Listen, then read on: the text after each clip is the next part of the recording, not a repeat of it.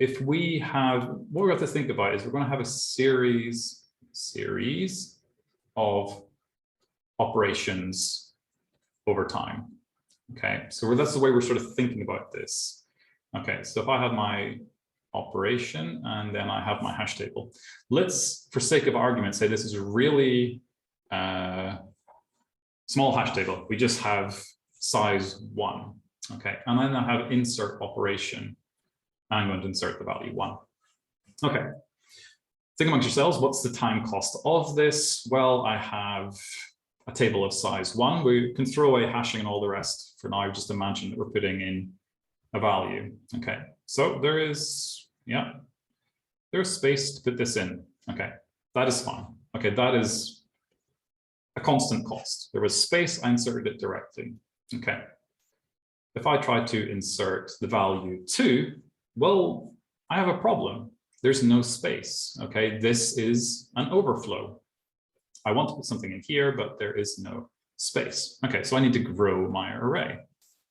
Okay, so then I double the size. And again, that's just arbitrary. I'm deciding it is every time we need to resize, we double the size. Okay, now something interesting happens. We have to copy the old values. So 1 has to be copied in here. And then we need to, the value that didn't fit in needs to be inserted. Okay, so that's 2. So this is the actual cost of the insertion and then the copy. Okay, so if we were to come up with a time complexity for this, well, it was the size of the structure. It was 2 elements. So yeah, this actually has an order n cost proportional to the size right now. There's array size 2. 2 elements need to be moved, 1 copy, 1 insert. Okay, we keep doing this. If I insert number 3, it's the same situation. There's no space for it to go. So I need to resize my table again. Again, we will double the size of the table. Okay, same thing. We got to copy all the existing values. So 1 and 2 get copied. And then we have to insert 3. Okay, what's the expected time cost here? Well, that looked like it was pretty close to linear. Okay, we have the notion that we have the actual size and we have the actual overall capacity. Okay, so remember, we're more interested in the size here because we didn't have to, this didn't really cost us anything. And we keep thinking, okay, well, what's the next insert going to cost? Well, this time we have space. Okay, so this is going to be fast. Okay, so we will simply put 4 in to the right place. Okay, but we see a bit of repetition. Okay, again, we have no space. We need to resize our table again, and this gets harder and harder to draw. Okay, so let's have a, see divide and conquer in action. Now we now have a table size of 8. And again, we're going to have all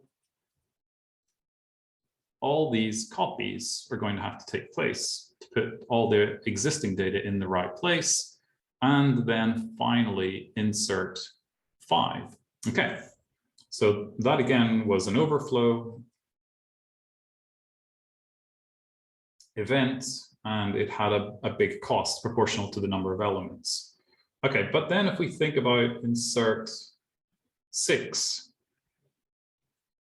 7, and 8, okay, these are all fast. There is space for these. Okay, so 6, 7, and 8, all of these went in quickly. And this sort of starts to repeat. Okay, so if we insert 9, again, we're going to have another overflow. And now, challenge of all challenges, I try to draw a very straight line. Don't try this at home.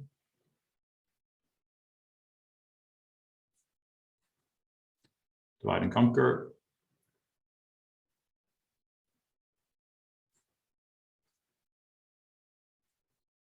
I have no idea if this is anywhere close to 16. 1, 2, 3, 4, 6, 7, 8, 9, 10, 11, 12, 13, 14, 15, 16. Okay, that's impressive. Okay. Now again, we have to do all these copies to insert 9. I'm just going to write 9 from 9 onwards, wherever that would be. 1, 2, 3, 4, 5, 6, 7, 8. Okay, so they all get filled up. But now when we insert from 10 up to, I guess, 16, or maybe it's 15, 10, 11, 12, 13, 14, 15, 16. All of these will have a constant cost. And when we start to observe this amount of fast operations, where these are having a constant time cost, this starts to grow. Okay, so the space between the resize events becomes longer and longer. Okay, so this actually looks like it might be quite positive.